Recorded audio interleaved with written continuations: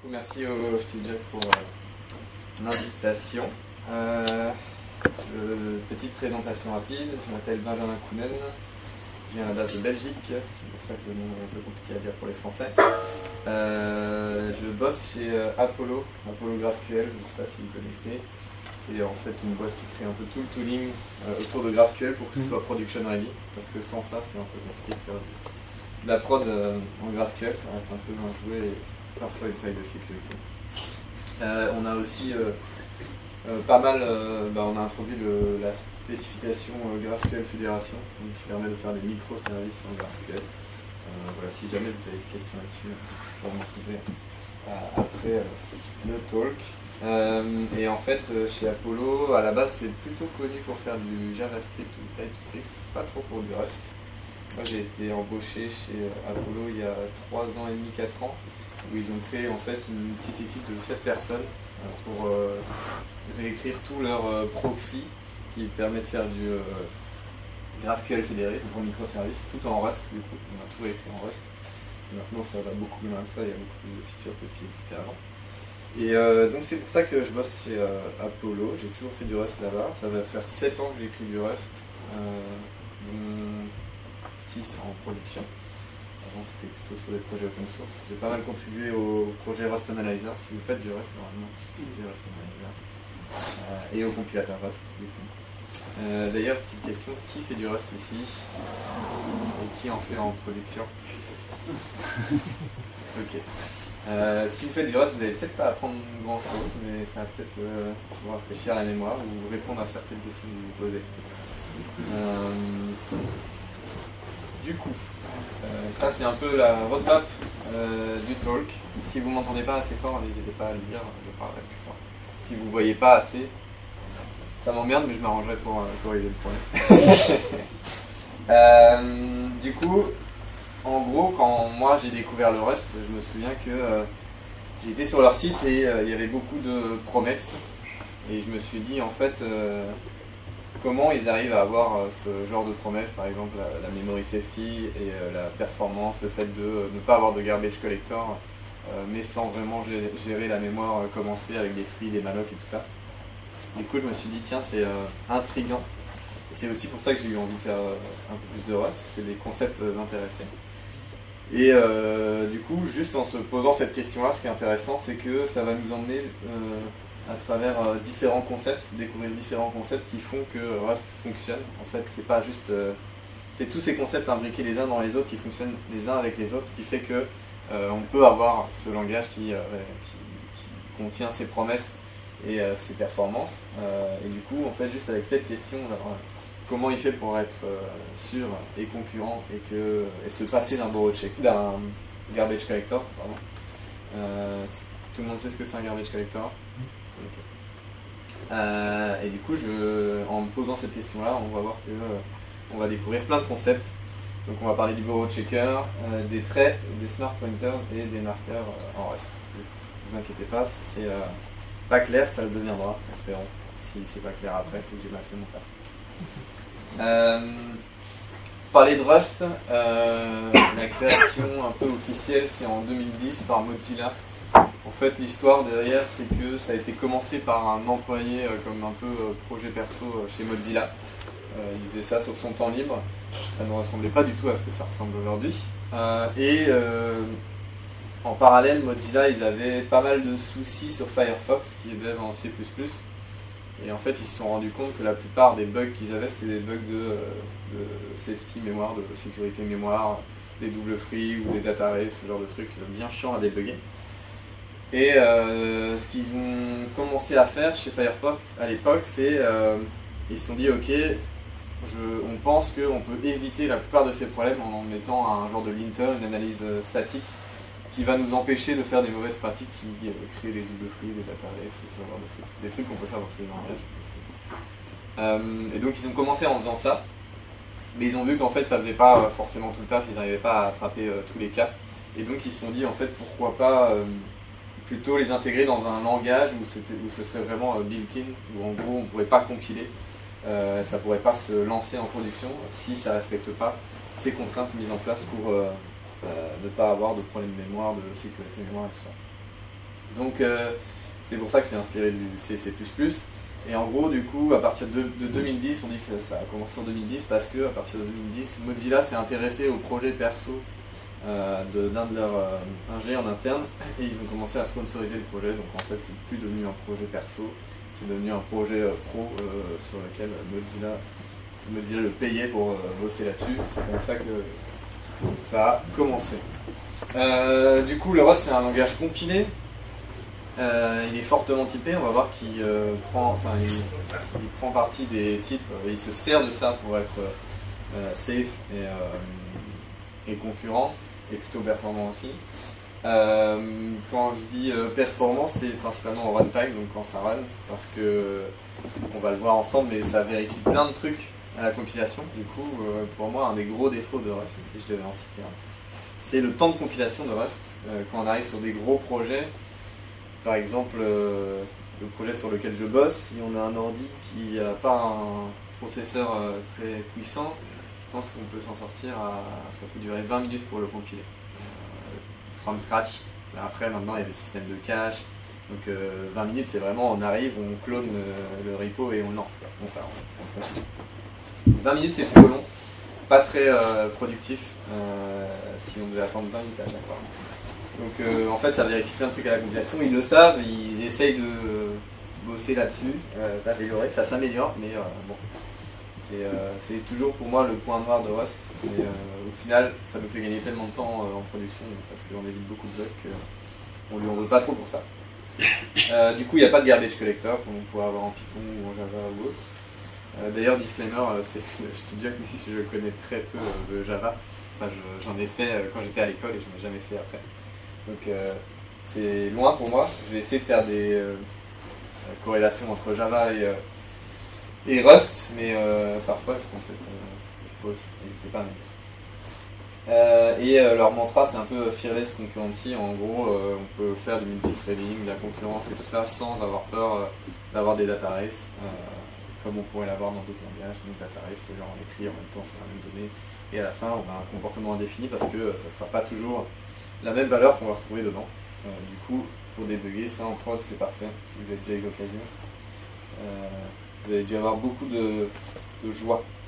Et dernier truc, Zero Cost Abstraction, c'est un autre de leurs trucs de description. En gros, c'est en soi tout ce qu'ils vont. Ça veut dire que tout ce qu'ils vont introduire dans le langage, comme sucre syntaxique ou truc plus simple à utiliser que si c'était du C ou autre, ça n'a pas de coût runtime. Ça ne va pas engendrer des performances plus basses. Par exemple, sur les itérateurs, on a des points map, des points filter, comme on peut trouver dans tous les langages.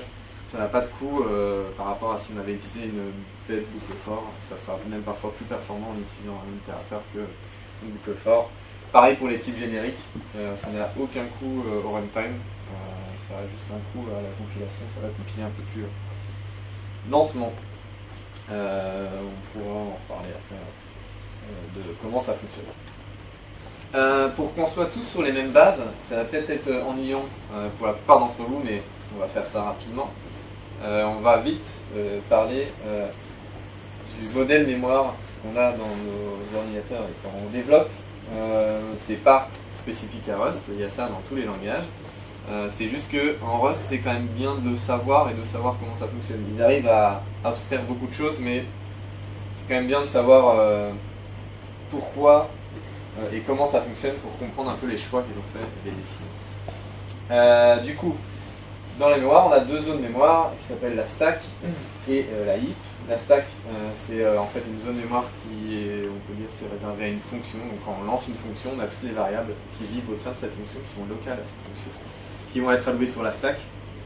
Et donc, ça a une taille limitée. Généralement, tout ce qui va aller dans la stack, c'est ce qui va être déterminé à la compilation. Donc juste en lisant le code, statiquement, on est capable de savoir, ok, là j'ai un i32, donc je sais que ça va prendre autant de place dans ma mémoire, donc je vais pouvoir allouer en avance autant de taille mémoire quand je vais lancer ma fonction.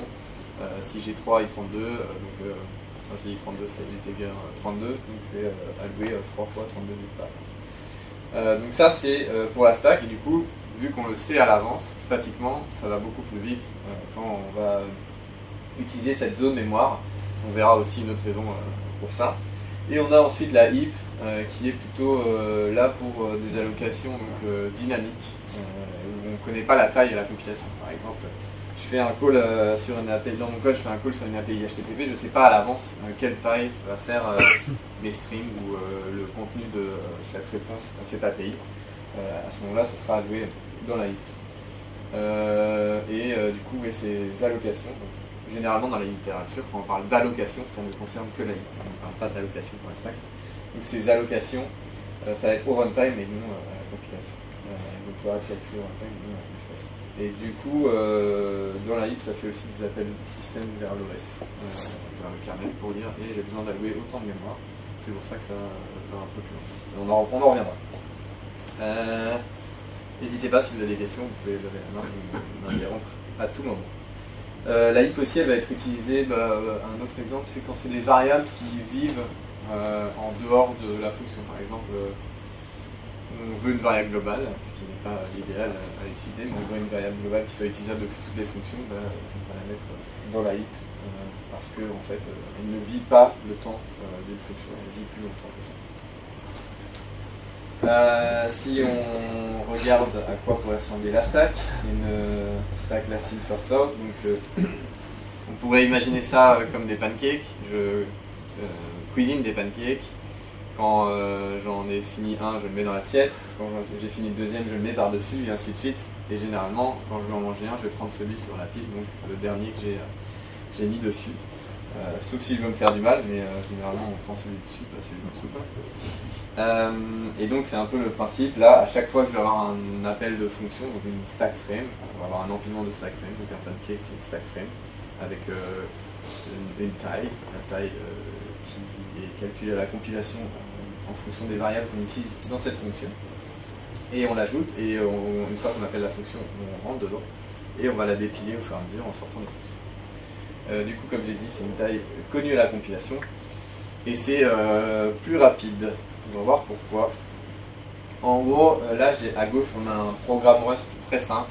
Il n'y a pas de truc spécifique à savoir au niveau des keywords. En gros, fn, c'est pour déclarer une fonction, main, ça va être la première fonction. Let, c'est pour déclarer une variable.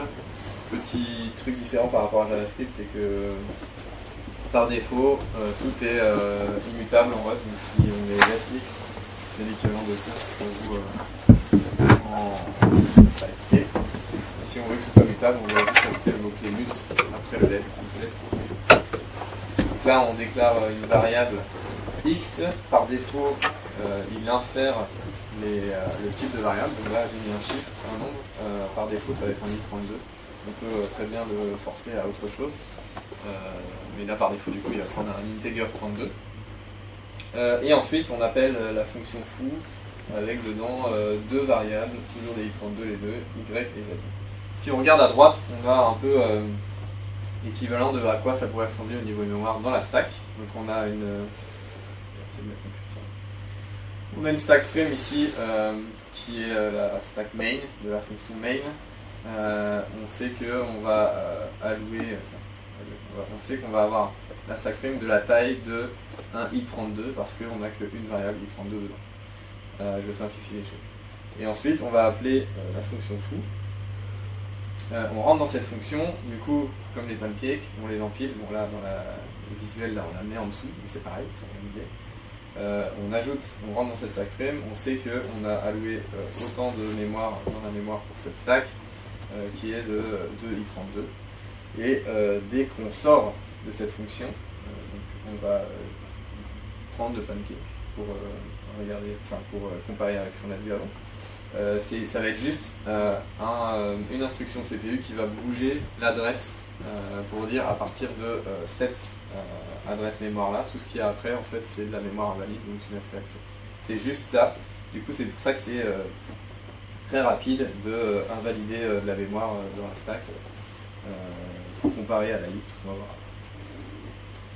La heap, du coup, la traduction en français, c'est tas, je pense, généralement, ils font. C'est un gros tas, comme là. C'est pour des variables plutôt de taille dynamique, donc par exemple des tableaux de taille dynamique où on ne connaît pas leur taille à la compilation. Et aussi pour des durées de vie, enfin pour des variables qui ont une durée de vie plus longue que la durée d'une fonction, comme vous l'avez expliquer. En gros, la heap, c'est là-dessus que votre garbage connector va passer. Donc si vous faites du Python, du Java, il va regarder les variables qui sont déclarées, il va regarder si c'est encore utilisé quelque part, il va les marquer, il va dire là il y a 2 références, 3 références, et au fur et à mesure, il va marquer celles qui peuvent être libérées, et puis à la prochaine passe, il va les libérer. Il y a plein d'algorithmes différents du garbage collector. Je simplifie la chose. En gros, du coup, le garbage collector, il ne regardera que cette zone mémoire là, parce que l'autre, en fait, elle se désalloue automatiquement avec le système de curseur. Ouais. J'ai une question. Tu avais dit tout à l'heure, c'est dans la heap qu'on fait les appels au kernel ou c'est on fait des appels au kernel pour allouer En gros, quand tu veux allouer par exemple un tableau, disons un tableau de 10, ça va faire un call system pour dire j'ai besoin de 10 places à allouer dans ma mémoire. Donc il fait un call system à ton kernel. Ton kernel, il va chercher là où il peut mettre en fonction de son paging et tout ça. Et il va renvoyer l'adresse à laquelle il a alloué la mémoire à laquelle tu peux commencer à mettre. À chaque fois, ça va être en tout cas pour les vecteurs, les tableaux de taille dynamique built-in, ça va être toujours continu. Si tu as 10 éléments, ça va être 10 éléments continus. Donc par exemple, si tu passes à un vecteur de 15 éléments, ça peut potentiellement reprendre la donnée et la réallouer ailleurs pour être sûr d'avoir 15 éléments continus. C'est pour ça qu'on a après on a des structures un peu plus évoluées comme les ring buffers ou les listes chaînées qui permettent d'avoir la fragmentation de données qui n'est pas toujours bien, mais dans certains cas ça ajoute. Donc si on prend un autre exemple en Rust, je regarde ce que j'ai fait, ok. On a cette partie, ce snippet de code là, on a la fonction main en dessous et la fonction foo au-dessus, ça n'a pas énormément changé par rapport à avant. Mis à part ce truc là, box new. En gros, box ça va être un type et new c'est une méthode statique, c'est comme ça qu'on dit en Java, je pense. Donc en gros, ça dit je vais créer, c'est un genre de constructeur, je vais créer un objet de type box avec dedans 42. Ça prend des types numériques à l'intérieur. Et donc là, la fonction foo, elle dit je prends en paramètre un objet de type box avec comme type à l'intérieur i32. En gros, ça c'est le type générique. Ça pourrait être une string, ça pourrait être ce qu'on veut. Pourquoi je fais ça? Parce que en gros, box, ça force le compilateur à mettre la donnée sur la heap. C'est pour l'exemple. Ça n'a aucun intérêt dans ce cas-ci, mais pour l'exemple ici, c'est vraiment de forcer la donnée 42 à être sur la heap et pas dans la stack. Parce que sinon, si on avait juste mis 42 comme tout à l'heure, là, ça l'aurait mis dans la stack. Donc là, je le force. Et du coup, si on regarde au niveau de la mémoire, à quoi ça ressemble, donc on a toujours cette stack main là, qui a été créée. On a quand même des données dans la mémoire, dans la stack frame main, sur la stack donc, parce que en gros, une box, que ce soit allouée sur la stack ou sur la heap, on doit toujours avoir une référence dans la stack vers l'adresse dans la heap en gros. Donc là, si on regarde, on va allouer. Si c'est une architecture 64 bits, ce serait en 64 bits par exemple, on va allouer 64 bits avec une adresse.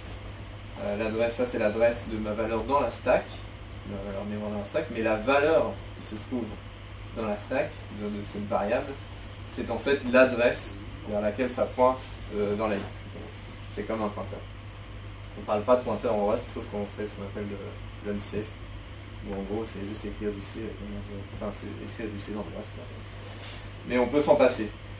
Du coup, en gros, là, on dit ma variable là, elle existe dans la stack, à cette adresse-là, mais par contre, la donnée sur laquelle ça pointe à l'adresse 4444 dans la heap, et j'ai bien ma valeur 42 qui se trouve dans la heap à cette adresse-là. Donc là, déjà, il y a un accès indirect à la variable. C'est pour ça, déjà, de base, que c'est moins performant, parce qu'il y a une indirection. Si maintenant on appelle la fonction foo, c'est pareil, on va avoir aussi le i qui sera dans la stack aussi, parce que c'est un paramètre de la fonction, il faut le mettre quelque part dans la stack frame, qui aura la taille de 64 bits, parce que c'est une adresse de 64 bits, et donc pareil, ça sera une autre adresse dans la stack, mais par contre la valeur enregistrée à cette adresse-là dans la stack sera la même que la valeur ici, puisque ça pointe sur la même donnée dans la heap à l'adresse 44, et donc à la valeur 42. Ça c'était un peu les bases, petit rappel rapide, j'espère. Est-ce qu'il y a des questions sur cette partie-là ou c'est bon pour vous? Ouais, question. Bon, en ignorant le borrow checker, Ouais. vu que c'est une box, si on modifie le i, ça modifie dans la heap la valeur de i. Oui. Mais est-ce que du coup, si on passe directement à un i32, est-ce qu'on peut par exemple passer par référence via la stack frame de la fonction d'avant pour pas que ce soit dans la heap? Oui, mais ça sera toujours. Mais en gros, même si tu passes une référence, il y aura toujours dans la nouvelle stack frame, tu auras toujours aussi un élément dans la stack qui va pointer vers l'élément. Ouais. Mais si on voudrait passer par référence, du coup, sans passer par une box, ce serait quoi les mots-clés ou le type en Rust? Ça serait quoi? Ça serait en fait, on va le voir juste après, mais en gros, tu as le symbole E là, Ouais. qui dit passer en fait. Ah oui, bah oui, commencer, ok. Commencer. Sauf que faut pas faire le parallèle des références. Rien à Comme voir. si c'était des pointeurs par rapport à ces Rust, c'est pas pareil. Donc, Ah, ok. derrière, c'est pas représenté de la même façon. Donc sous-entendu, les box, ça sert à autre chose que de servir de référence. Ouais, c'est ça. Ouais. En fait, en Rust, il y a plusieurs murs qu'on va se prendre quand on va apprendre le Rust. Et il y a un gros mur qui s'appelle les lifetime. Et je veux pas en parler parce que généralement dans les confs en Rust, ils parlent toujours des lifetime. Et moi, les fois où j'ai vu des confs en Rust où ils parlaient de lifetime quand je connaissais pas Rust, ils perdaient quoi. Et en gros, les lifetime, ils vont servir à dire combien de temps ta donnée va vivre. C'est pour vérifier que en gros, à la compilation, ta donnée que tu manipules, qui est dans une stack parente, et si tu la manipules dans une stack enfant, elle existe toujours dans la stack parent. En gros, c'est un lifetime qui va dire je t'assure que cette variable-là existera toujours. C'est le lifetime. Et du coup, je ne veux pas présenter ça ici. Du coup, j'ai mis une box à la place parce que c'est plus simple à comprendre. Et en plus, de toute façon, ça va dans le flow de la présentation, on en reparler à la fin. Pareil, à chaque fois que j'ai vu des comptes de Rust, ils parlent direct du borrow checker. Et là, c'est l'endroit le plus chiant, selon moi. C'est quand on parle du borrow checker. Malheureusement, on est toujours obligé d'en parler.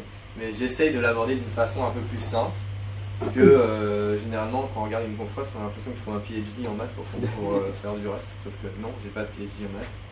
Et j'arrive à en faire. C'est juste, en vrai, le borrow checker, c'est un concept qu'il y a dans Rust qui est vraiment spécifique à Rust. C'est le nom de l'outil dans le compilateur qui va vérifier et qui va empêcher ces data races et le fait qu'on puisse avoir des comportements indéfinis. Enfin, c'est lui qui va gérer la memory safety, c'est ça qui est vraiment spécifique à Rust. Ça va ajouter en fait des contraintes. Il faut voir ça un peu comme si c'était un linter au sein du compilateur qui va dire ok, ça tu as le droit de faire, ça tu n'as pas le droit de faire. C'est des contraintes qu'il ajoute. Et les contraintes, en informatique au début c'est chiant. Mais à force, ça montre que plus on construit un projet qui est gros, plus on se rend compte que c'est efficace. Donc, faut pas voir ça comme un truc chiant, faut voir ça comme un outil en plus que Rust fournit. Et on pourrait, en gros, le borrow checker, il va s'assurer que il faut comprendre que, en gros, il faut scinder la notion de variable, enfin de données et de propriétaire. En informatique, imaginons dans la vie de tous les jours, moi j'ai une voiture et je suis le propriétaire de cette voiture. Le propriétaire de cette voiture, c'est moi. Ma voiture, c'est comme si c'était une donnée. Donc en informatique, l'équivalent, c'est j'ai une variable qui est le propriétaire d'une donnée qui existe quelque part dans la mémoire. En gros, il faut bien comprendre que la variable, le nom de la variable, c'est le propriétaire. La donnée, c'est par exemple 42. Si on a mis 42 comme donnée dans la variable. Il faut bien avoir cette notion de propriétaire vs donnée. Du coup, variable et donnée dans la variable. Et en gros, le borrow checker, il va s'assurer d'avoir une contrainte assez grosse au début, c'est que il n'y a toujours qu'un propriétaire à un moment donné d'une donnée. C'est-à-dire que moi j'ai ma voiture, je suis le seul propriétaire. Si je la donne à quelqu'un, je ne serai plus propriétaire de cette voiture et un autre propriétaire aura cette voiture. Mais je ne pourrais pas être en même temps propriétaire de la voiture qu'un autre. En gros, une voiture a un propriétaire. Et ben c'est pareil en Rust, une variable a toujours, une donnée a toujours un seul propriétaire. Donc une donnée appartient toujours à une et une seule variable. Donc, le borrow checker, moi j'essaie de le simplifier en disant, en gros, si vous comprenez ça, vous avez compris comment Rust fonctionne. C'est 3 règles, c'est juste 3 règles à retenir. C'est juste 3 règles, c'est super simple. croyez-moi. Dites-vous, c'est juste 3 règles. Ces 3 règles, une fois que vous les connaissez, ça marche à tous les coups. La première règle, donc on va utiliser une notation. Je déteste cette notation parce que moi au début j'avais l'impression que c'est des maths. Et en gros, c'est un type généralité. Vous pouvez le remplacer par une string, ça fonctionne aussi. Donc on va dire qu'on a un type qui s'appelle T, imaginons que c'est une string, et on a 3 notations différentes. Là c'est la notation dont on parlait là, tout à l'heure pour la référence. Donc on a le T, donc on a juste la variable string, enfin, le nom string, on est propriétaire de cette variable. On a le et devant, c'est-à-dire qu'on partage, on donne une référence vers cette donnée, on partage, parce qu'on peut faire du partage quand même. On donner ces données et reprendre ces volets, mais on peut partager. Et ensuite, on peut avoir le et muté qui est le partage. Je te partage ma voiture et en même temps tu peux la customiser. Je sais que dans le Nord ils aiment bien faire ça. Imaginons ça. Donc je reprends le même principe. Quand on a T, donc c'est une string, on est propriétaire et il n'y a qu'un seul propriétaire au même moment sur la donnée. Donc par exemple là j'ai une fonction qui s'appelle TGovernship, j'ai une variable dedans, je lui passe myString et là j'ai mon T. Donc c'est mon type T string.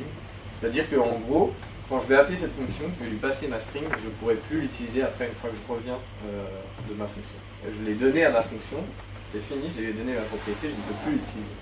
Ça au début c'est bizarre à comprendre, et surtout on se dit pourquoi on peut faire ça. Et voilà, c'est une des règles, la première règle à connaître.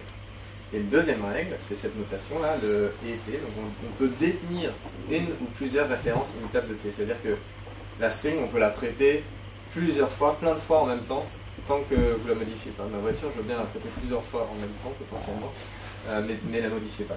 Parce que sinon, en fait, si tout le monde la modifie en même temps, je vais avoir des incohérences, je vais avoir plus de 3 roues ou des choses comme ça. Et donc, quand on l'écrit, on voit la différence ici. J'ai passé un et string et pas juste la string dans mon prototype de fonction. Ouais, question. C'est pas vraiment le pointeur entre guillemets qu'on peut modifier, c'est ce qui pointe en haut. On peut parler de là qu'on peut pas modifier. On peut pas modifier. Mais quand tu dis oui, en parlant de ça, la règle d'après, c'est pas c'est la donnée qui est pointée qu'on peut modifier. Dans tous les cas, c'est des références qui sont passées, mais c'est le compilateur qui va t'empêcher de faire des choses ou pas. Ouais, c'est ça. Il faut bien comprendre que cette notion-là, elle n'existe que à la compilation, pas dans le code que j'ai généré. C'est un peu, comme je disais, une analyse statique, en gros. Les contraintes qui sont faites statiquement au niveau du compilateur, mais après, ces trucs-là n'apparaissent plus, ces notations-là n'apparaissent plus forcément quand c'est dans l'assembleur, ça n'a pas changé grand-chose. Donc là, dans le premier cas, si on passe le string en paramètre et qu'après on essaye de le modifier, machin, normalement ça va pas compiler.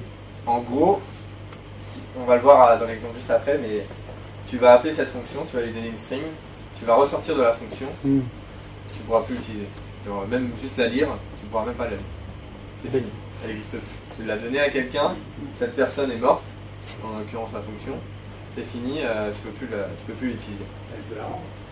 Elle peut la rendre. Si tu mets un retour de fonction vers une string, par exemple, tu peux la rendre et lui dire ah ben je te la rends, tu la reprends, tu la mets dans ta valeur de retour.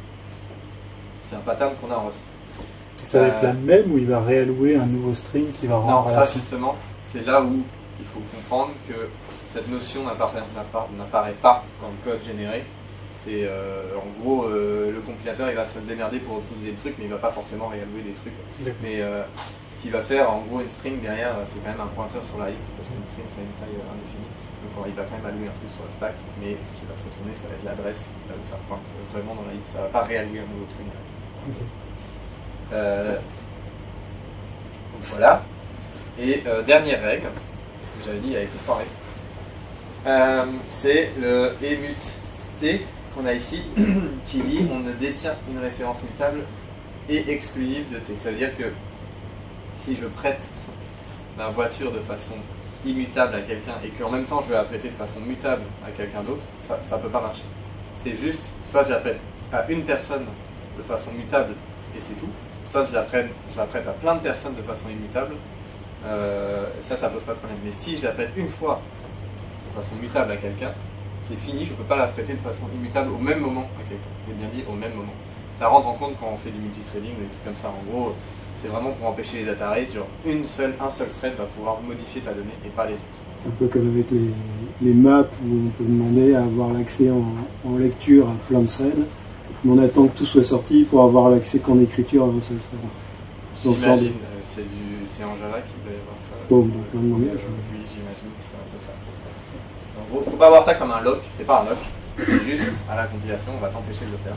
Ça va rien locker dans le code, ça va pas créer de log, ça va pas créer de texte, c'est juste une règle à la compilation. Du coup, pour pallier à ces règles, on verra par la suite qu'en fait il y a des mutex qui permettent de contourner ce truc, parce que justement, comme on sait qu'un mutex c'est safe, on peut le partager entre threads, on n'aura pas de conflit d'écriture. Ça permet de pallier à ce truc-là. Ouais. Du coup, si on ne met pas d'autres éléments syntaxiques, on ne peut jamais avoir des références mutables multiples. Non, si tu n'as pas d'autres types, du coup, host prend tire parti de son typage et de ses types, tu ne pourras jamais. Si tu juste te bases sur ces règles-là, tu ne pourras pas faire autre chose en informatique. Et d'ailleurs, c'est une bonne question parce que moi, quand j'ai découvert Rust et ces trucs-là, je me suis dit, mais en fait, on ne peut rien faire. Hein. C'est un peu de la merde. Donc, si on voit comment c'est écrit, pareil, la différence, c'est que c'est un emut et pas un string. Donc, emut string, ça veut dire, comme tu disais tout à l'heure, je partage de façon mutable la donnée sur laquelle ça pointe. On pourrait même avoir un mut, donc un mut ici en plus, un mut de emut string. Je vais peut-être pas une bonne idée d'expliquer ça maintenant, mais en gros, on pourrait dire je peux changer mon pointeur, en gros, sur laquelle ça pointe, mon pointeur mutable. Mais oubliez ça si vous êtes embrouillé, c'est pas important. C'est un peu en parallèle par rapport à ce que je disais tout à l'heure, du coup. Est-ce que c'est ce qu'on pointe ou est-ce que c'est le truc qui pointe qu'on modifie? Tout ce qu'il y a après le et, c'est ce que tu prends. Je regarde si j'ai pas oublié de faire des trucs. Du coup, maintenant, on va refaire l'exemple de à quoi ça sert et pourquoi, en fait, c'est dans le langage, pourquoi c'est comme ça. Et en fait, comment ça se traduit dans un programme. Là, pour l'instant, comme j'expliquais tout à l'heure, on a notre fonction main, on a notre string qui est créé ici, on appelle takeOwnership, on lui donne la propriété parce que c'est juste une string, je l'affiche, et ensuite j'essaye de l'afficher en dehors une fois que je suis sorti. Et ben, en fait, ça fait une erreur, on ne peut pas le faire en Rust. Et ça, en fait, ça devient vite un automatisme, on le sait, et c'est pas très gênant en fait. Et en fait, ça, c'est ce que le compilateur nous dit. Et je me souviens aussi, et ça m'avait rendu fou, quand on m'avait parlé de Rust, on m'a dit, tu vois, le compilateur, il est génial, il te crée des erreurs incroyables, c'est super bien décrit et tout, donc c'est super facile à comprendre. Moi, quand j'ai commencé le Rust, j'ai rien compris. Je trouvais que c'était pas du tout obvious ce qu'il me disait, le compilateur. Et en fait, c'est parce que l'erreur que j'ai fait, et c'est ce que beaucoup font, c'est que quand moi j'apprenais un nouveau langage à l'époque, j'essayais d'avoir un projet fun sur lequel le faire et donc j'écrivais direct du code sans apprendre la théorie. Je me dis ok, je vais apprendre en mode brute force comme je le fais avec tous les autres langages. Et selon moi, ça c'est une grosse erreur, il faut surtout pas faire ça en Rust. Parce qu'on se retrouve dans des cas où en fait le compilateur va nous parler de trucs de borrow checker, de borrowing. Là on voit, il parle de borrow, il parle de move. Moi ça me parle pas du tout dans les autres langages. À part Rust, et donc en fait on se dit c'est de la merde, il comprend pas ce que je veux faire, du coup c'est frustrant parce qu'on comprend pas ce qu'il me dit, sauf qu'en réalité quand on comprend les concepts derrière, c'est vrai que le compilateur est plutôt bien foutu et il donne des bons conseils. Du coup là ce qu'il nous dit c'est qu'en gros il peut pas compiler parce que on essaye de borrow, donc d'avoir un prêt, d'emprunter MyString, alors qu'en fait on l'a bougé.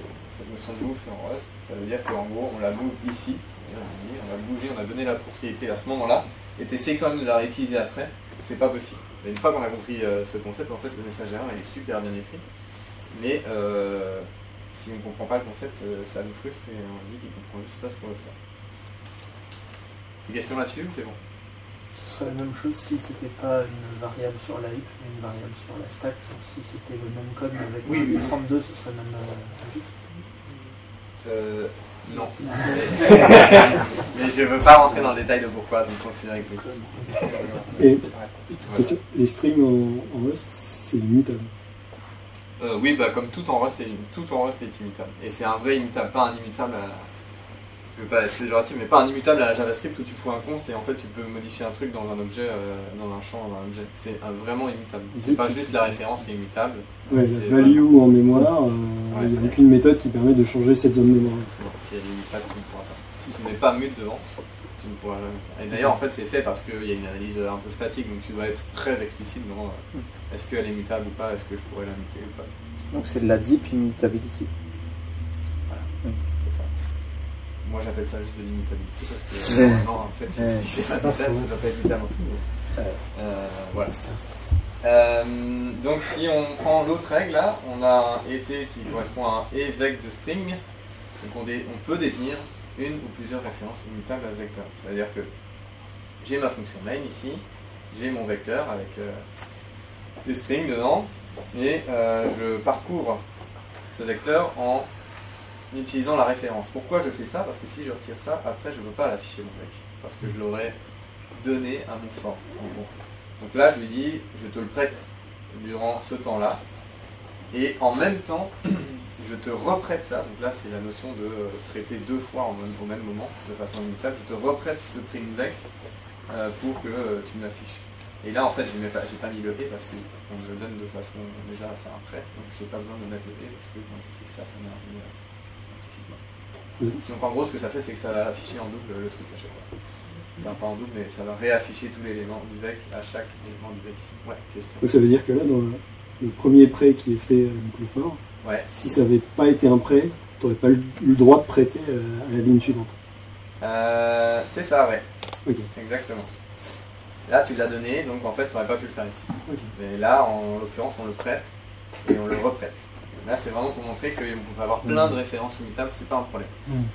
Contrairement à si je fais l'autre règle qui dit qu'on peut avoir une référence mutable exclusive. Donc, c'est-à-dire qu'une seule référence mutable, on ne peut pas avoir de référence immutable qui existe.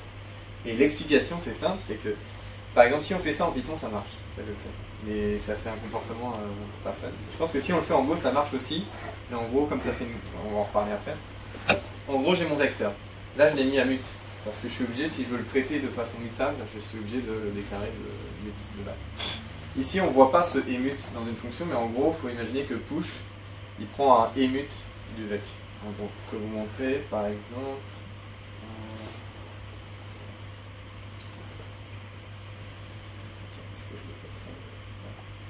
Parce que je veux montrer, c'est ça, ici. Donc en gros, le push là, si on regarde, il prend un emute.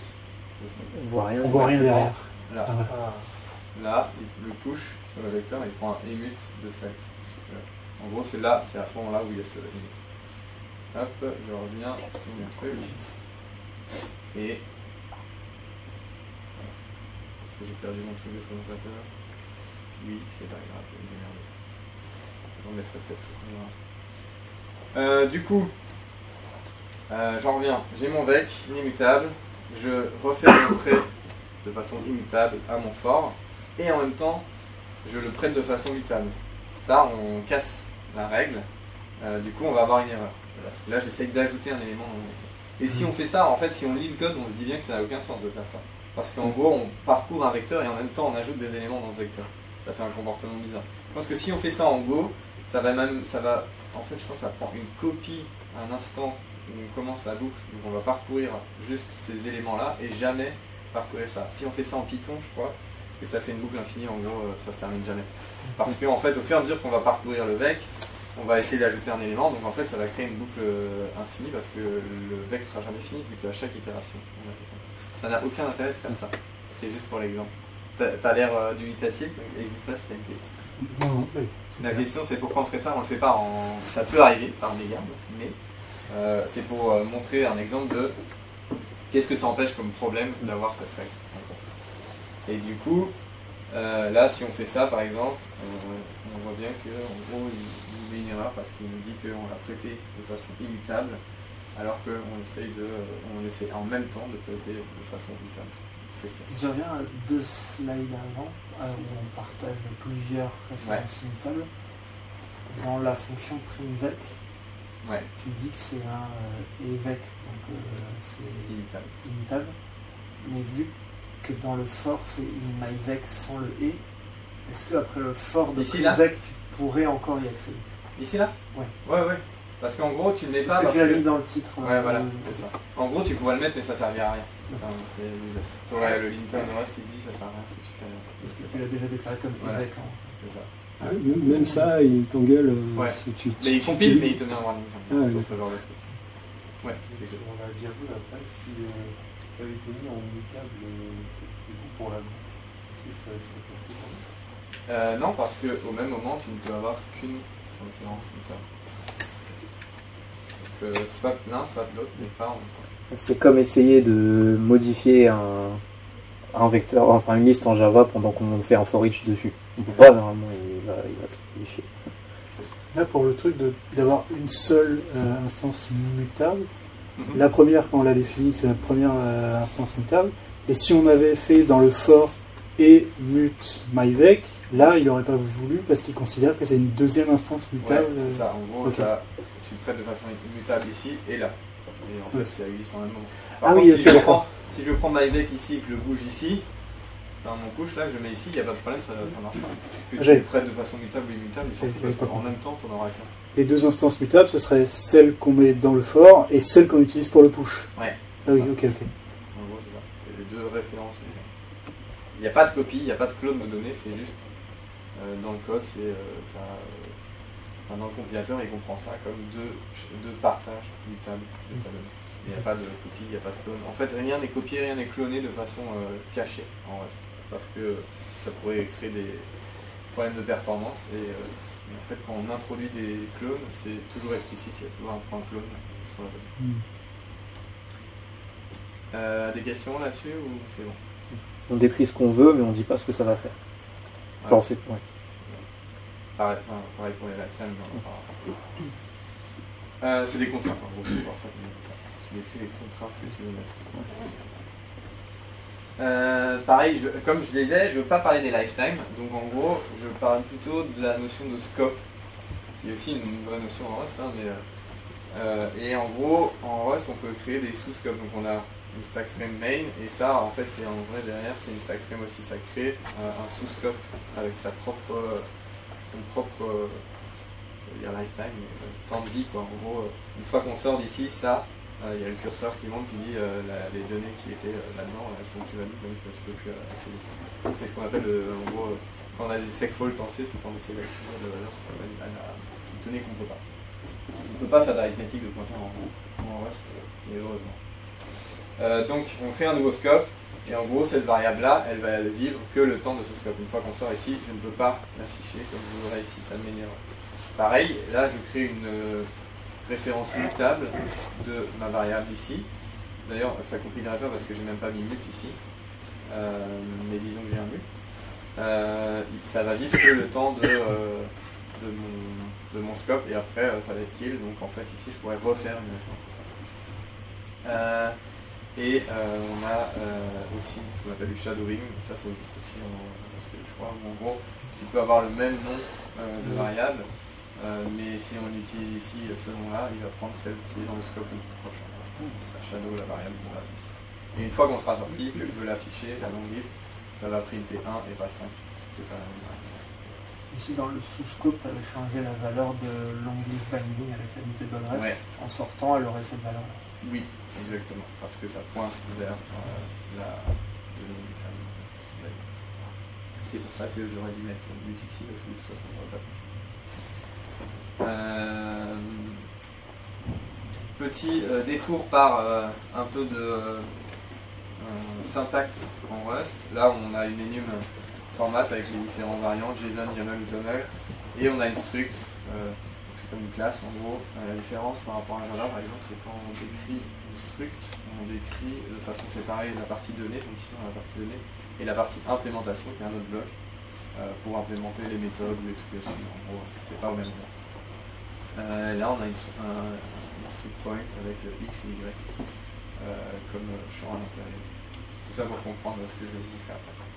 Là on a des traits en Rust aussi, c'est l'équivalent des interfaces.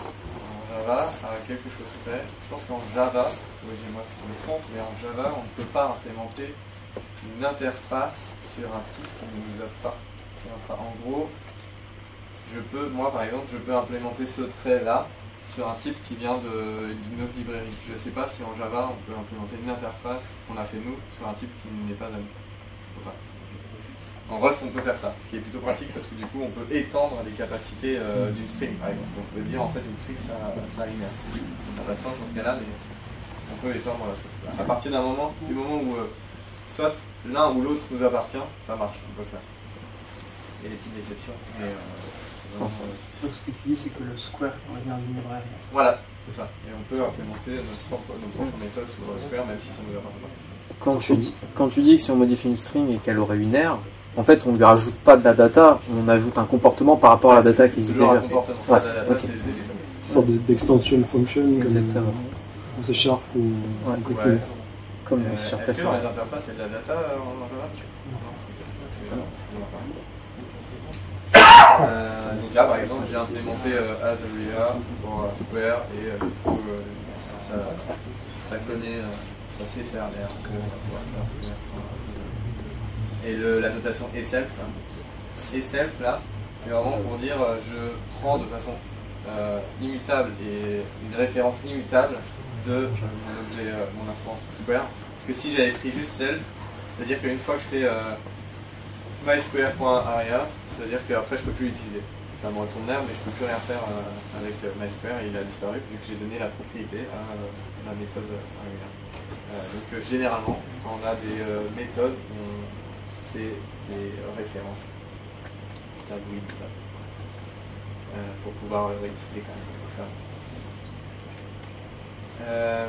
Et du coup, comme dans tous les langages, il y a des interfaces, ici des traits, qui sont directement proposés par la librairie standard en Rust. Et ça va même plus loin en Rust, c'est que certaines méthodes de ces traits sont implicitement appelées sur certains objets. Par exemple, ici on a ce trait drop, et drop en fait c'est implicitement tout le temps implicitement appelé dès que notre variable, par exemple, elle sort du scope, ou elle est prête à mourir. Quand on donne l'ownership à une fonction et qu'après elle sort, en fait cette donnée-là, cette variable, elle va mourir, donc en fait ça va implicitement appeler drop. Parfois il n'y a rien implémenté, il n'y a pas de trait drop implémenté dessus, mais ça le fait. Ce qui nous permet d'avoir des patterns un peu sympas. Je sais qu'en Java on pourrait créer potentiellement, je ne sais pas si c'est encore le cas, mais créer potentiellement des memory leaks si on oublie de faire des sockets ou des trucs comme ça quand on ouvre un fichier. Ici en Rust ça ne peut pas arriver parce que en gros on a cet objet file là qui du coup derrière implémente drop, et donc quand ce file là va être drop, ça va fermer aussi implicitement la socket. Et ça on peut, là le trait drop on peut l'implémenter sur ce qu'on veut. Par exemple, je sais pas moi, j'ai des cas où dans mon code je dois faire un clean d'un fichier par exemple, imaginons, quand je drop tout le programme, j'implémente drop sur une structure spécifique, et donc je peux clean mon programme, mon fichier à ce moment-là. Je sais que ça va le faire, ça va faire bien. Pas de questions là-dessus? Un peu comme les destructeurs en C++. Ouais, c'est ça. Oui. Même si là on est garanti que ça se passe. Ouais, garanti sauf s'il ça est crache lamentablement. Ah ouais, mais encore, tu peux t'arranger pour que ça se fasse. Ouais. Mais ça va réduire tes performances éventuellement. Ou faire du bloat au niveau de ton binaire. En gros, ça va faire. Parfois on n'a pas le choix. Chose à savoir, oui, du coup, tu parlais de destructeur. Rust n'a pas inventé grand chose en soi, il a juste pris des trucs intéressants de tous les langages. Rust, c'est pas un langage qui a inventé beaucoup de trucs, il a juste pris des trucs qui les intéressaient. Par exemple, les enums sont ultra puissantes en Rust, je pense qu'il y a les mêmes en Scala, par exemple. Ce genre de truc, et il prend ce qui lui plaît dans d'autres langages, ce qui fait que c'est plutôt sympa. Imaginons maintenant, je veux implémenter un graphe comme ça. Donc j'ai un nœud qui s'appelle B, un nœud qui s'appelle C, un nœud qui s'appelle A. B et C, ça pointe vers le nœud A, qui après pointe vers un autre nœud. Retenez juste A, B, C. Si on devait l'implémenter, c'est pour ça que, en fait, pour implémenter ça, si on remarque là, on a B et A qui pointent tous les deux vers B et C qui pointent tous les deux vers A. C'est-à-dire que si on crée une struct, on va devoir avoir l'ownership ou une référence potentiellement, disons l'ownership vers A, vers A et depuis C et depuis B. Ça veut dire qu'en gros, la règle qui dit j'ai un propriétaire pour une donnée, elle est plus valable parce que ici je suis aussi propriétaire de A et là je suis propriétaire de A aussi. Donc on ne pourrait pas faire ça si on respecte la règle. Donc là c'est en gros les cas où si on garde juste la syntaxe comme tu disais tout à l'heure, on ne peut pas faire grand chose. Ce cas on est un exemple, on ne peut pas faire ça. D'ailleurs en règle générale faire des graphes bidirectionnels en Rust c'est une très mauvaise idée. On pourrait le faire si des pointeurs immutables. Enfin, des empreintes immutables. Tu peux faire des références immutables, mais c'est pas si simple que ça, parce qu'en gros, ça veut dire que ta fonction doit vivre aussi longtemps que tous tes autres trucs qui sont dépendants, en gros. Donc c'est très chiant à faire. C'est pour ça qu'on n'utilise pas de références comme ça dans des structures, sauf vraiment quand on va faire de l'optimisation et qu'on sait ce qu'on fait. Ce sera quoi le souci dans ce cas-là?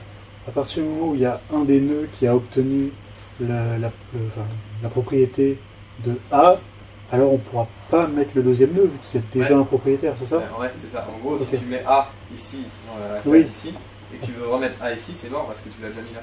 D'accord. Il va te dire en fait tu l'as move, tu l'as mis là. C'est quoi le souci d'utiliser sinon des références immutables à ce moment-là, du coup d'avoir... En gros, tu pourrais le faire, mais c'est trop chiant parce que dans la pratique, ça veut dire que tu vas devoir en fait, c'est ultra invasif quand tu fais des références comme ça dans une struct. Tu vas t'en rendre compte si jamais un jour tu fais du Rust. C'est que tu vas devoir gérer ce que j'appelle les lifetime, qui en fait te donnent des assurances, des contraintes sur combien de temps vont vivre tes variables. C'est-à-dire que tout au long de ton programme, tu dois t'assurer que A vive aussi longtemps que B et C. En gros. Et là tu n'as que deux trucs. Et si tu as un graphe plus grand, tu dois t'assurer que ça soit vivre aussi longtemps que B, C, D, E. Enfin, c'est un enfer. Pour les perfs, c'est mieux, mais en gros, il ne faut pas vraiment faire ça dans une lib, exposer ça de façon publique parce que c'est un enfer à utiliser.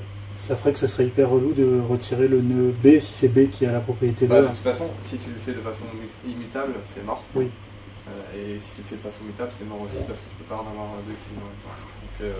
Donc cette question-là est vite répondue. Si tu crées des arbres mutables, généralement ce qu'on fait en Rust, en gros, par exemple quand tu crées un AST, donc tu as ton langage, ton syntaxe, c'est un graphe quoi, et que tu veux le muter, tu vas couper une partie et changer juste la partie que tu veux muter. On ne peut pas faire comme on fait d'habitude, où on fait une copie dans une deuxième variable, puis après on vire celui-là et on réattribue, machin, vu qu'il n'y a qu'un seul qui peut avoir la propriété. Ouais, c'est un peu ça, c'est un peu chiant. Tu dois voir ça avec le Rust Analyzer, parser la syntaxe pour faire un... Oui, voilà, c'est pour ça que je dois te dire là, parce que j'ai beaucoup essayé. En gros, dans Rust Analyzer, tous les AST sont immutables, tu ne peux jamais changer. C'est un trick, en fait, bref. Ça passe par un système de virtual file system, bref. On s'égare. Et du coup, c'est là où en fait, ce qu'on appelle les smart pointers en Rust vont nous aider. Pareil, Rust n'a rien inventé, les smart pointers, si vous cherchez, on sait tout de suite, ça existe. Sauf que là, du coup, les smart pointers vont tirer parti du système de type plus le borrow checker de Rust, donc c'est quand même plus puissant. On a différents types de smart pointers, mais ceux qui vont nous intéresser, c'est plutôt les deux premiers. On a box, on l'a déjà vu tout à l'heure, qui en fait, c'est comme un type wrapper, en gros, où on wrap la donnée dans un type T, où en fait, on va wrapper la donnée dans ce type parce que on dit que c'est comme si on disait tout ce qui est à l'intérieur de cette box, c'est moi qui maîtrise, j'ai mes méthodes, je sais comment je gère la mémoire et tout ça, donc c'est moi qui gère ça, et donc je t'assure que ça va être safe, toutes mes méthodes que je vais te retourner sont safe, sont memory safe, donc tu me laisses faire. Ça fait partie de la librairie. On enlève la responsabilité du compilateur, enfin du muteur ou du compilateur. On enlève, mais pas totalement, parce que tu gardes quand même les mêmes règles sur box, mais en fait, en interne, tu peux faire de la bidouille. Ça, c'est fourni par la librairie standard. Il t'engueule quand même si tu utilises box? Si tu utilises, on va voir après. Je vais te montrer un exemple après d'utilisation de box. On a RC et ARC qui sont... RC c'est pour reference counting. En gros, c'est comme si on avait un garbage collector, sauf qu'on n'a pas de garbage collector. Et c'est fait... ça compte le nombre de références qu'on a par rapport à la variable qui est à l'intérieur. On va voir après. Donc, à chaque fois, on peut faire un point clone là-dessus. Ça ne va jamais cloner la donnée à l'intérieur, ça va cloner juste ce type wrapper et garder la heap, la donnée qui sont là. On va voir comment ça fonctionne. Et ref et refmute, on n'en parle pas, mais ça fait partie des smart pointers, c'est pour des usages un peu plus avancés. Mais là, avec RC et ARC, il casse ses propres règles, non? Non. C'est à l'intérieur de RC et RC qui casse ses propres règles, mais c'est genre battle testé par la librairie standard, et donc toi tu gardes c'est propriété de Rust, tu ne manipules jamais les trucs dangereux. Ça c'est safe, c'est battle testé et ça fonctionne. Un wrapper safe sur du unsafe. Voilà. Du unsafe qui est caché. Très bien testé. Parce que le scope en fait, ils ont réduit le scope de l'unsafe, le potentiel bug de mémoire de safety à un truc très petit que toi tu vas utiliser de façon safe. Donc si on parle du Smart Monitor Box, à quoi ça peut être utile? Tout à l'heure je l'ai forcé mais ça n'avait aucune utilité. Ici ça a une utilité. Par exemple, si on veut faire ce graphe là, on a un nœud avec l'élément de la valeur, disons 5, 6, et on a toujours l'élément d'après. Il faut savoir en Rust, il n'y a pas de nul. Ce qui est une bonne chose. C'est-à-dire que tu n'auras jamais d'élément de variable qui sera nul. Ça existera toujours, sauf si tu le mets dans un titre après qui s'appelle une option. Pareil, Rust n'a rien inventé, je pense qu'en ce cas-là, ça existe les options. Et qui va te forcer à vérifier si ça existe ou pas. Donc tu ne pourras jamais manipuler un objet s'il n'existe pas. C'est juste nul existe en soi, c'est lié à l'option, mais ça te force à vérifier à chaque fois s'il n'est pas nul. Sinon ça te dit. Donc on a l'élément d'après qui est aussi un node. Donc là il y a une notion de récursivité. Si je fais ça, si je compile ça, on pourrait se dire en fait ça marche, c'est ce qu'on veut. Sauf que ça ne marchera pas. Je ne vais pas montrer l'erreur maintenant, mais ça ne marchera pas. Pourquoi? En gros il nous dit ton type node là c'est un type récursif et ça a une taille infinie. Pourquoi il nous dit ça? Parce que, comme je dis depuis le début, Rust il veut être performant, donc qu'est-ce qui est performant dans les zones mémoire? C'est la stack. Donc par défaut, il va tout mettre en stack. Il ne va pas te cacher de trucs. Je me souviens, je ne sais pas si c'est toujours le cas, parce que ça fait longtemps que je n'ai pas fait de Go, mais à l'époque, quand je faisais du Go, il y avait des éléments, parce qu'on voulait faire de la perf, et il y avait des éléments où on disait ok, on ne veut pas que ce soit alloué dans la heap, parce qu'on ne veut pas que le garder jusqu'à l'interface là-dessus, donc on veut au maximum de la perf et donc mettre dans la stack. Et le truc c'est que en Go, si on a, imaginons une struct où en fait le premier truc on voit que tout est, on voit qu'on le met dans la stack nous-mêmes puisqu'on ne fait pas de pointeur ou quoi.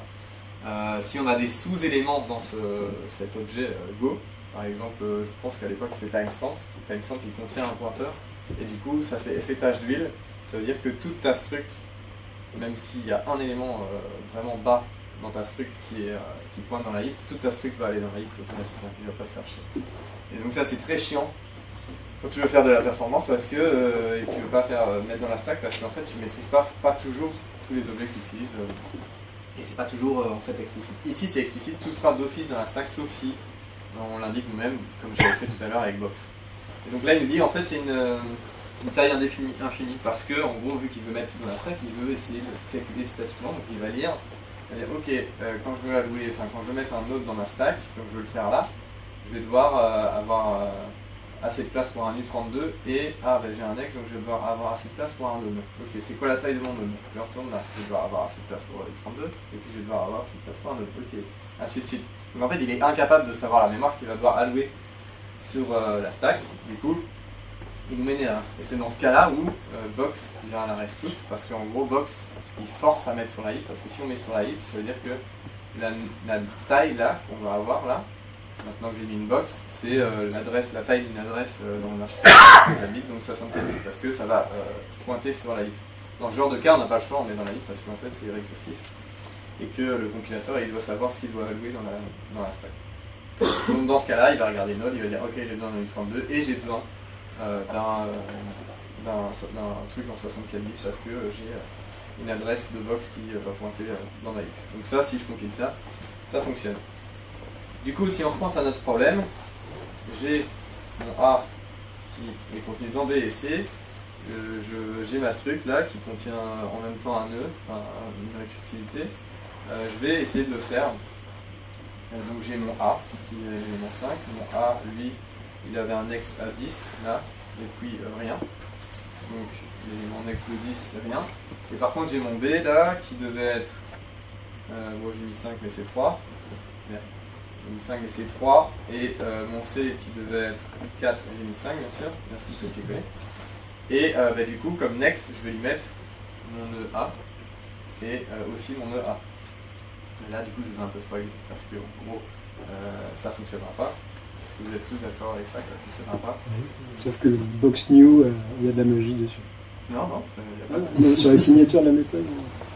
Il n'y a pas de magie parce que là en gros en fait j'aurais même pu aller plus loin. Bah non, en fait, non, il n'y a pas de magie. Là, je lui passe l'ownership, donc je lui passe 2 fois l'ownership dans le box. Ah, il n'y a pas de magie, en fait. Il n'y a pas de magie là-dessus. Ça n'enfreindra jamais les règles de Rust. Alors, ce qui est exposé publiquement par box, par les smart pointers, ça respecte toujours le borrow checker. Il n'y a pas de gros if dans le compilateur qui dit ah, si c'est une box ou un RC, tu peux override les règles du borrow checker, ça n'existe pas. Tous les types qui sont utilisés sont des types que nous-mêmes pouvons écrire nous-mêmes, en gros. Donc, ça, en fait, ça ne fonctionnera pas. Parce que là, on lui donne l'ownership ici et ici aussi. Donc là, on a une erreur du style tu m'as bougé A ici et tu essaies de l'utiliser là, ben en fait, ça ne peut pas marcher. Donc, le fait d'avoir mis box, ça n'impacte en rien cette histoire de borrow. Du coup, tout ce que ça a fait, c'est que ça l'a mis sur le heap parce qu'il ne pouvait pas allouer une taille, enfin, il n'arrivait pas à calculer la taille pour la stack. Donner une taille sur la stack prédictive. Mais en plus, là, si ça passait les deux appels à box new A, ce serait deux valeurs différentes. Enfin, deux adresses différentes. Oui, j'aurais pu genre, juste mettre en fait, j'aurais pu mettre box new ici et passer juste 1 et A là. Et ça, au moins, ça va pointer vers le même, mais le borrow checker va quand même aller. D'accord. Voilà. Donc là, ça fail. Du coup, il y a un autre smart pointer qui vient à rescousse qui s'appelle RC pour reference counting. Et donc là, j'ai juste, si on regarde, j'ai juste changé ma box là, j'ai juste mis RC, c'est tout ce que j'ai fait, j'ai rien changé. Après, du coup, forcément, je crée un RC, ici je crée un RC ou une box. Et là, la différence, c'est que je fais un clone de ma référence immutable vers A. Donc là, je peux filer de façon immutable mon A, il n'y a pas de problème, je peux le filer en même temps, il n'y a aucun problème. Donc je respecte toujours les règles du borrow checker. C'est juste que j'appelle ce RC clone. Et comme je disais tout à l'heure, RC clone, derrière, il ne va pas cloner la donnée, il va juste cloner une référence vers cette donnée. Et là, on se dit ok, du coup ça brise un peu les règles, ça les brise pas. Nous, ce qu'on voit exposer, c'est que ça respecte toujours le borrow checker parce qu'on lui a filé une référence de A et une référence de A. Mais on peut se dire, mais comment ça fonctionne derrière ce capot? Ça m'avait intrigué aussi. Le box new, il prend pas de référence en fait. Non. Ah ok, c'est pour ça qu'on est obligé d'utiliser RC. Là, RC. on a appelé un RC clone, on lui donne la... Ouais, je vais vous montrer. Donc nous, il prend l'ownership ici, tandis que RC, il prend un T. Et si on avait, par contre, si on avait mis emut là et emut là, ça n'aurait pas fonctionné. Donc juste emut et A là, ça n'aurait pas fonctionné parce que ça aurait brisé les règles. Ouais. Et pourquoi on a mis un ARC? Quoi? Et pourquoi on a mis un ARC? Je vais revenir après. La différence entre RC et RC. Là, quand on fait ça, on se rapproche plus d'un fonctionnement comme du C. On n'a pas un nœud qui contient un nœud qui contient un nœud, on a un nœud qui contient la référence vers un autre nœud, et ensuite cet autre nœud il contient une autre référence, etc. Ouais, sauf que c'est pas la référence en termes Rust. Enfin, c'est pas une référence là, tu vois. C'est pas une adresse mémoire. Non, si tu regardes là, okay. Justement, on va dire sur comment ça marche sous le capot. Mais en gros, c'est pas une référence. Tu vois, là, on lui a pas mis de E et RC. Oui. C'est un vrai type. D'accord. Rappelé. Référence. La magie. Oui et non. On va y en revenir juste après à ce moment-là, mais t'inquiète, ça va être clair. Tout se suit, du coup, tout est lié. C'est ça qui est bien, avec juste une question, on arrive à avoir plein de trucs. Du coup, je me suis dit, ok, RC, ça fonctionne avec ça, mais moi, je veux juste pas admettre que, ok, je vais utiliser RC et puis savoir. Moi, je veux savoir pourquoi ça fait ça et comment ça fonctionne. Du coup, j'ai dit un peu, et j'ai regardé un peu comment RC était codé, parce que c'est du Rust, hein, derrière, enfin, c'est des types que n'importe qui pourrait faire, sauf que ça appartient à des librairies standards, mais derrière, c'est du Rust, il n'y a pas de magie. J'ai un peu simplifié l'implémentation pour que ce soit plus simple pour vous. Et en gros, derrière, un RC, ça prend quoi? D'ailleurs, ici, si vous ne devez pas mettre. Voilà. Disons que RC n'est pas générique, qu'il ne peut prendre que des listes. Okay, parce que sinon, on aurait introduit des types génériques, ça aurait été encore plus chiant pour vous. Du coup, disons que j'ai fait un RC moi-même de mon node, que j'ai appelé liste ici. Donc dans RC, j'ai un champ qui s'appelle inner, qui va être en fait vraiment mon objet, enfin ma valeur que je veux mettre dans mon RC. Et j'ai un truc qui s'appelle nom d'occurrence, parce que RC ça veut dire référence counting. Ce que ça fait, c'est que mon inner, il va mettre d'office sur la heap, il va allouer mon nœud, ma liste sur la heap, mais il va y avoir un champ en plus qui s'appelle nom d'occurrence qui va aller de 0 à 5.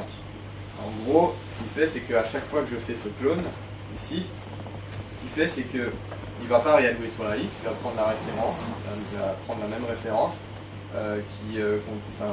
où est contenu ce A, parce que ce A c'est un RC aussi, et il va incrémenter le nombre d'occurrences de ce drop. Donc, par exemple, ici, quand je crée RC, là, new, j'ai un nombre d'occurrences à 1, parce qu'il a été utilisé une fois. Ensuite, je fais ce clone, donc il va devenir à 2, ça sera toujours pointé vers la même donnée. Et ici, je réincrémente, il va devenir égal à 3. C'est le nombre d'occurrences du A qui augmente. Ouais. Enfin, c'est dans le type RC, rien à voir avec la donnée A, mais c'est pour dire A, il a été référencé 3 fois. Voilà. En gros, imagine que ça c'est A, en gros, parce qu'ici j'ai fait un shortcut où j'ai fait le RC ici, mais en gros A est référencé 3 fois.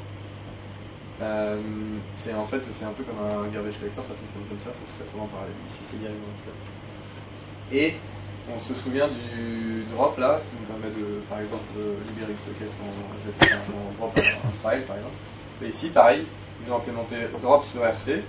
Du coup, ce que ça fait, c'est qu'à chaque fois, RC il va faire un nombre d'occurrences moins 1, il va décrémenter le nombre d'occurrences. Et s'il voit que le nombre d'occurrences est égal à 0, c'est à ce moment-là où il va vraiment désallouer la mémoire dans la heap. Et de toute façon, tous les autres drops, tous les autres RC, ils vont être drop automatiquement en suivant les règles du borrow checker parce que ça suit les règles. En gros, c'est comme ça que ça fonctionne. Est-ce qu'il y a des questions là-dessus? Dans une autre vie, j'ai fait du C++ et on me disait toujours les half-counted pointers, c'est cool parce que c'est une sorte de garbage collector pour chacune de tes variables, mais il y a un contre-coup quand même, c'est que comme c'est pour chacune de tes variables ou de tes références de mémoire, là que tu payes un surcoût mémoire d'avoir la zone qui fait le décompte. Donc, tu payes un surcoût, mais ça sera toujours minime par rapport à un garbage collector. C'est moindre que le coût d'un garbage collector. Parce que je pensais que justement le garbage collector, ça t'empêchait d'avoir un code. Ouais, voilà, tu as un stop the world, mais l'avantage c'est que tu mutualises du travail au moment du stop the world. En gros, c'est quand même plus performant. C'est juste un chiffre à décrémenter, tandis qu'un garbage collector, ça va passer sur tout ton graphe de variables et tout. Ça va à chaque fois regarder, les marquer. Ouais. Mais quand je dis il y a un surcoût, c'est un surcoût mémoire. Oui, il y a un surcoût à l'exécution aussi. Parce que... Ouais, mais le garbage collector, t'as pas le surcoût de mémoire. Je sais pas, parce que j'en sais rien. Il garde quand même un graphe en soi. Ouais. Tu vois, et il va quand même faire un stop de world à un moment, quoi qu'il en soit, il y en a dans et ça c'est relou. Il va quand même baisser tes pairs. J'imagine que Rust, il y a sûrement des articles qui comparent les pairs entre les deux, et là où il y a sûrement des endroits où c'est moins perte et beaucoup plus dans certains cas. Mais dans la plupart des cas, je pense que après, il y a aussi des projets qui, si vraiment tu veux ça, il y a des projets qui permettent d'avoir un garbage collector en Rust, mais il n'y a pas besoin. Du coup, le NB occurrence, techniquement, c'est pas vraiment ça son type, du coup, si je comprends bien. C'est simplifié. Ouais, parce que c'est partagé entre tous les... Ouais. Donc c'est quoi son vrai type? C'est quoi son vrai type? C'est un élément sur une heap qui est partagé et que tu peux décrémenter, incrémenter. Et là, du coup, ça passe par du unsafe Rust. Du coup, un pointeur, en gros. Mais je veux pas montrer. Non, c'est juste que du coup, j'étais confus. Voilà. Ouais. Derrière certains trucs, c'est comme si c'était du C. Et nous, on manipule pas de C quand on fait. Question. Et donc, quand dans le constructeur du RC, tu prends ton type B. Ouais. Et dans le clone, tu prends RC. On prend une référence. Attends, répète. Dans ton RC new, tu prends ton type T. Ouais, tu prends l'ownership. Dans ton RC clone, tu prends une référence vers un autre RC. Vers un RC. Ouais. En gros, ce truc-là. Tu peux faire des RC de RC si tu as envie. Ouais, mais c'est pas trop de sens. Et surtout, il faut quand même faire gaffe avec les RC parce qu'en gros, tu peux créer éventuellement des dépendances cycliques. C'est-à-dire qu'un RC peut pointer vers un autre RC et donc tu peux te retrouver à un truc qui se désalloue jamais. C'est rare, ça m'est déjà arrivé une fois, mais à débugger, c'est chiant. Bon, ce truc-là, ça peut être shortcut en faisant un a.clone. Mais c'est juste que .clone, ça peut être utilisé sur les strings pour vraiment cloner la donnée. Donc là, je vous ai fait explicite pour vous montrer qu'en gros, ça fait un clone de RC. Pas un clone de la donnée. Quand il y a potentiellement plusieurs fonctions du même nom, Du coup, le compilo te force à le noter de façon explicite, non? Ouais, en gros, mais là j'ai pas besoin de le faire. Hein, parce qu'en gros, clone là, c'est un trait dans la librairie standard qui est implémenté sur plein de types, genre qui derrière a sa propre implémentation pour cloner la donnée ou la clone. En gros, si j'avais montré clone, il aurait fait un nombre d'occurrences plus 1. Mais ce que tu disais, c'est que tu dois indiquer, si par exemple on avait plusieurs clones, fonction clone, ce qui n'est pas le cas, on peut pas en fait, si c'est un trait, on peut pas implémenter plusieurs fois ce trait sur une même structure, ça n'aurait pas de sens. Enfin si, ça aurait pu avoir du sens, mais pas, on n'en parle pas. Mais si on a un autre trait qui implémente une méthode aussi clone et qu'on veut spécifier quel clone appeler, là le compilateur va me dire en fait je peux trouver clone sur ce trait-là et ce trait-là qui est implémenté sur ce type-là. Donc tu vas devoir en fait désambiguer. Et voilà.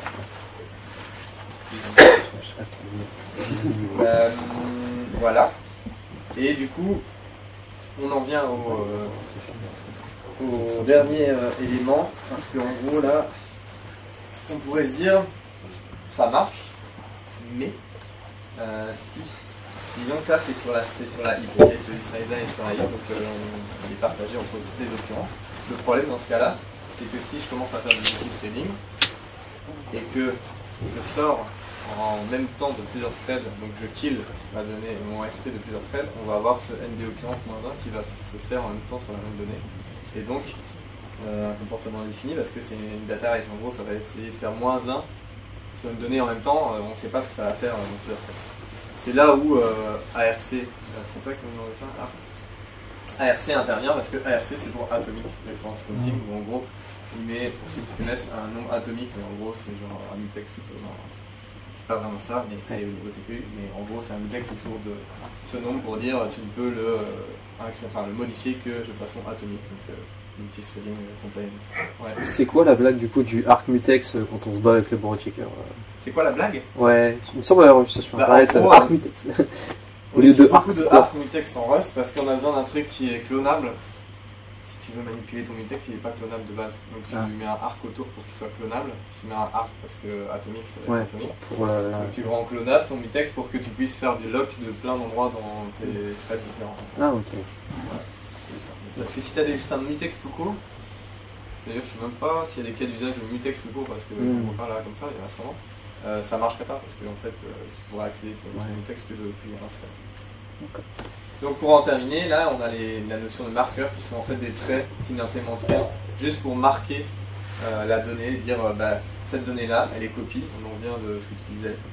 Copie par exemple un i32, c'est copie, ça implémente copie, donc ça en gros vu que c'est tout petit et que ça marche sur la stack, enfin que ça s'allume sur la stack, ça prend pas de place, il n'est pas... toutes les règles de borrow checker, quand tu as un truc copie, elles sont pas mise en place parce qu'en fait à chaque fois il va cloner et copier la donnée. Il ne peut pas garder de référence potentielle quelque part, pas comme une string qui en fait est clonable mais pas copie. Parce qu'il faut que ce soit clair, donc on ne va pas copier la string à chaque fois qu'on la bouge quelque part. Un i32 si on le passe entre différentes fonctions, c'est à chaque fois cloné. En gros la donnée derrière est clonée parce que c'est une taille très petite. Et surtout que c'est définissable à la compilation. On a le trait send et sync qui eux du coup par exemple sur RC, ça n'implémente pas send et sync parce que en gros, ça veut dire c'est pour empêcher d'avoir des éléments comme RC qui se baladent dans des threads différents. C'est comme ça qu'il sait là, je peux pas passer mon RC là-dedans, dans un thread, dans un nouveau thread, parce que ça n'implémente pas send. En fait, je l'ai pas mis erreur, mais j'aurais dû mettre. En fait, ils m'auraient dit là, tu peux pas compiler parce que mon RC là n'implémente pas send. Il fallait mettre un ARC qui lui implémente send. C'est un genre de garde-fou. Un marqueur, quoi, tu as un label que tu mets sur la donnée qui dit ça implémente send, c'est thread safe ou pas. Une contrainte générique, en gros. Une contrainte générique. C'est ça. Donc généralement, on n'implémente pas send et sync, c'est automatiquement implémenté en fonction de ce qu'on a dans la structure. On peut le faire, mais parce que ça veut dire, je sais que c'est multithreadé, et c'est moi qui prends la responsabilité de savoir que c'est multithreadé, donc je fais de l'unset. Conclusion. Tout ça pour dire, en gros, si on voit, on est parti d'une simple question, on a vu beaucoup de concepts de Rust. Et en fait, juste de la simple question de savoir comment Rust fait pour se passer d'un borrow checker, on voit qu'en fait c'est toutes ces notions qui s'imbriquent les unes dans les autres qui fait qu'on a un modèle qui fonctionne et qui nous permet de ne pas devoir gérer vraiment la mémoire. C'est passer du garbage collector, pas du borrow checker. Quoi? C'est passer du garbage collector. Ouais, pardon. Pas du borrow checker. Garbage collector. Au moins tu suis signe. Du coup, voilà. Si vous voulez des références, par contre, je vais le lien vers le slide s'il faut. Il y a plein de docs, mais en gros, généralement, ça vient des documentations de Rust directement du bouquin et tout. Y a pas... Le Rustbook ou ouais. Recommandé? Ouais. Il y a une nouvelle édition bientôt? L'édition Aurélie, la Rust Programming. Moi, je conseille de commencer par le Rustbook. Et si vous avez des questions, si vous avez besoin d'idées de projets ou de trucs pour vous amuser, n'hésitez pas, je suis là pour en discuter et voir si ça va être faisable facilement. Est-ce que c'est toi qui lance? Voilà. Non, c'est pas moi, c'est un de mes meilleurs potes. D'ailleurs, c'est aussi lui qui fait ça. À chaque fois, j'arrive à le voir dans des situations un peu particulières. Voilà. Donc, faites attention quand vous faites avec moi. Ah, voilà, est-ce qu'il y a des questions Des questions qui sont Des questions qui sont...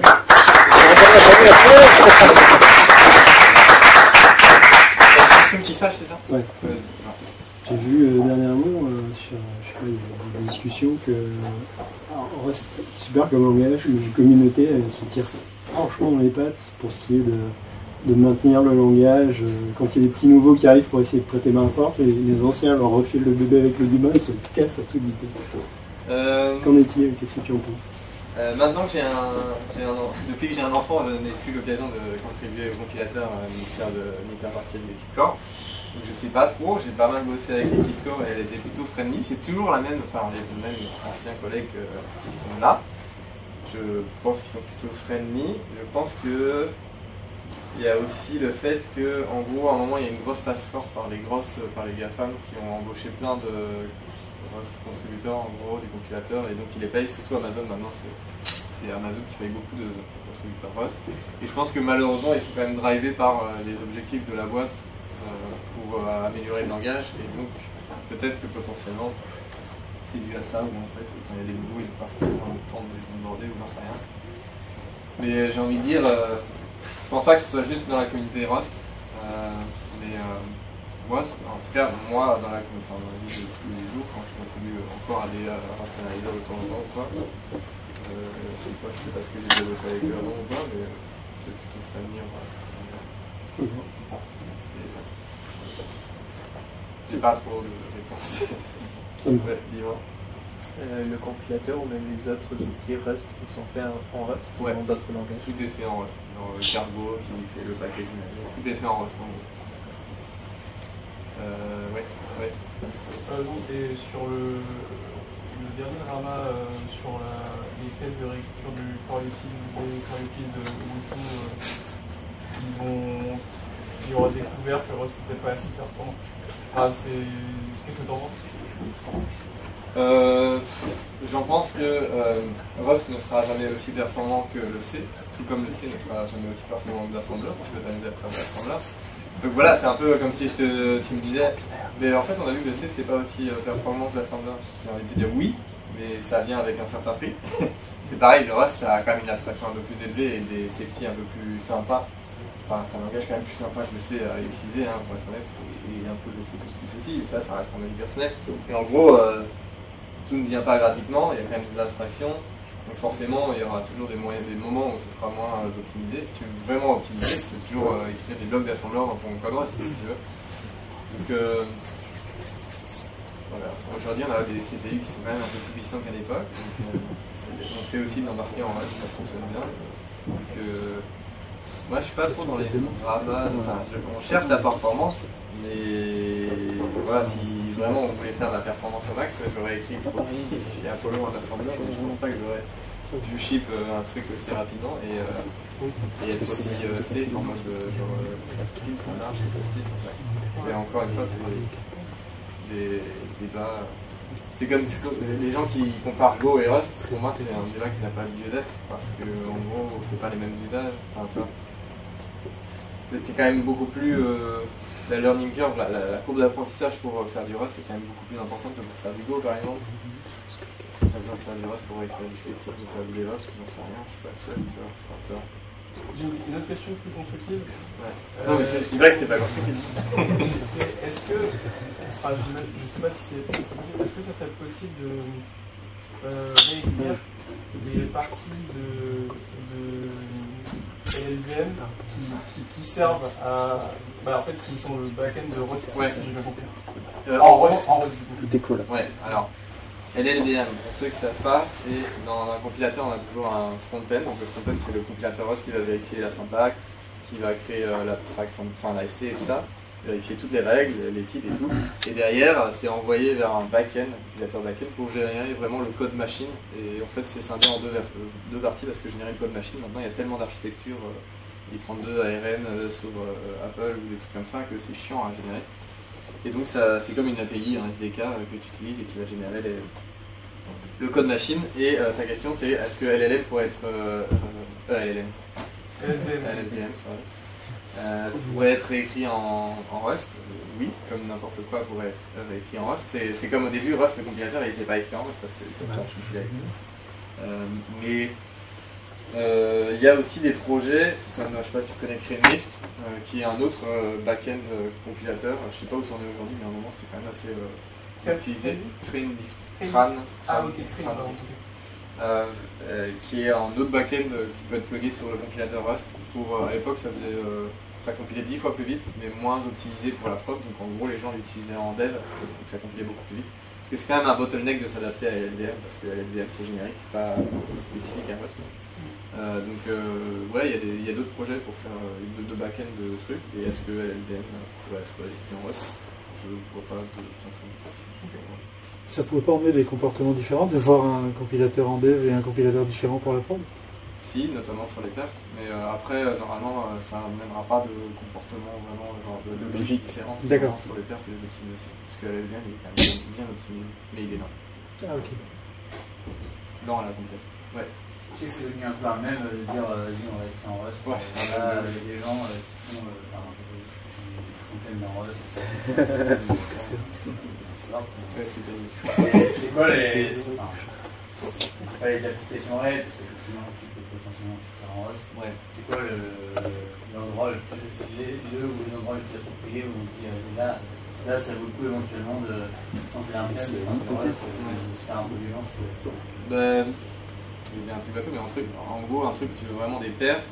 Et par exemple, nous, le proxy, on a voulu le faire en Rust parce qu'on voulait un truc qui soit pas trop gros, qui ne demande pas de runtime comme du Go, par exemple, et qui soit vraiment perf. Genre, ça doit avoir zéro cost, vu qu'on est en frontal sur l'infra de tous nos clients. On ne veut pas que ça veut pas que ça amène de la latence juste de notre côté. Donc en fait, on ne veut pas commencer à se battre contre un garbage collector qui pourrait avoir un Go parce qu'il apporte de la latence.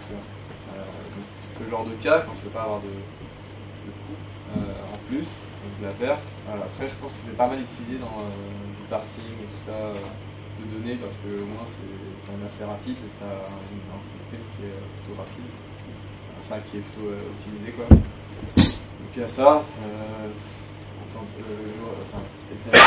Il écrivait des scripts en Rust, c'est pas forcément le bon usage, mais pour s'entraîner peut-être. Ouais, pour s'entraîner, ouais. Mais je veux dire pas pour de la prod quoi. Et voilà. Il y en a beaucoup qui font des API web. Si t'as pas un besoin de perf de ouf, pourquoi faire une API web en Rust plutôt qu'en Go ou en Node ou en whatever? C'est un langage que tu maîtrises. Et après, c'est quand même. Ouais, tu vois, si tu fais du Node, t'as une communauté quand même beaucoup plus importante que. Ouais, c'était la question un peu sous-jacente. C'est quoi la communauté? C'est quoi le. Maintenant, la communauté, elle est quand même. En fait, la communauté elle est quand même super grosse. Il y a quand même un côté un peu toxique à Rust, c'est que ça a été adopté à mort dans les projets de blockchain et tout. Je suis un peu optimisé de sur le blockchain, mais c'est un peu inutile.